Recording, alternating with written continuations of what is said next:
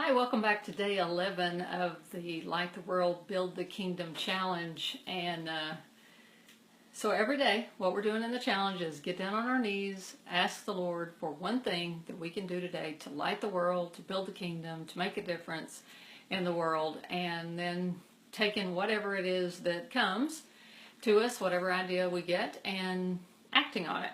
All right. So today, I was reading, I always try to read something and share a little thought with you on this.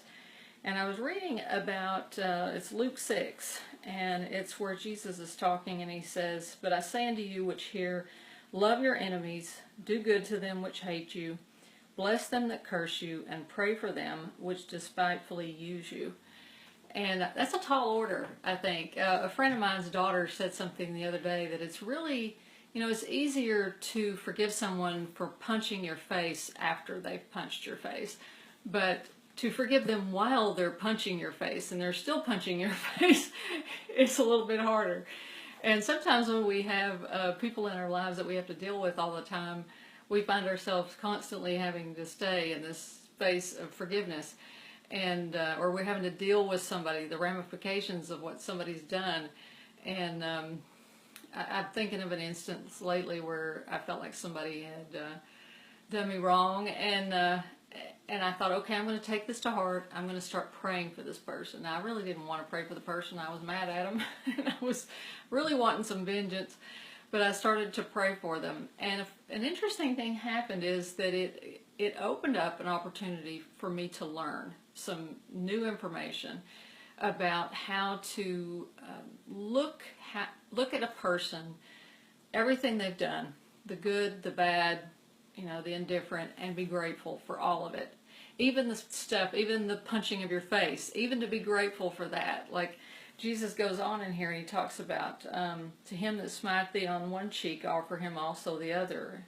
And then him that takes away your cloak, forbid not to take that coat also. And he's talking about just take it. Take this that they're giving to you.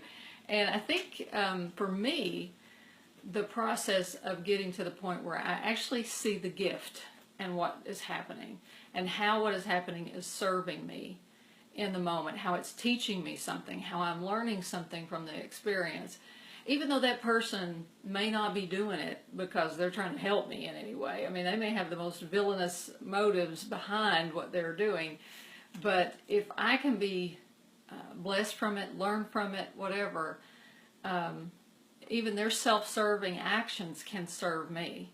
And I think we've all been self-serving. I mean, almost everything I do is self-serving to some degree, if I want to be honest with myself. If I help someone, I feel good about it. If I reach out and make a difference in somebody's life, I feel good about it. There's nothing really that we do in life that's not got some kind of self-serving aspect to it. So even in that person's self-serving reason for hurting you, they can be serving you in the same process. There's nothing that is wasted. So that's my thought for today. If you want to get to the point where you can love your enemies and pray for those who despitefully use you and persecute you, I think it starts with that praying for that person, and then starting to really look at how what's going on and what they're doing is serving you in some way. There's some aspect of what they're doing that is serving you, even if it's making you the victim, even if the serving is that they're the villain and now you get to be the victim and you get to be the saint and you get to be the hero in the story. I mean, sometimes that's the story we want to believe about ourselves, and that could be serving in some way.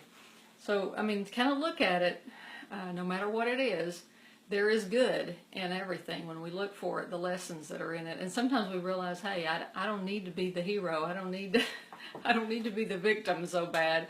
And we can stop bringing into our lives people that are, the villains, so that we can be the heroes. But anyway, I'm kind of getting a little psychological there. This is something I've been studying on lately and learning a lot about. But join us in the 90-day challenge. What we're doing every day, we're getting on our knees and we're asking God how we can be a light to others in the world, how we can build the kingdom, how we can make a difference. And I think that one of the first ways we can do that is to love everyone and see that they are a gift, and to be a light to everyone, regardless of what they're doing. Even if they're still punching you in the face, you're still a light, you're still love, you're still standing in love. So, okay, y'all have a fantastic day. Take care. God bless.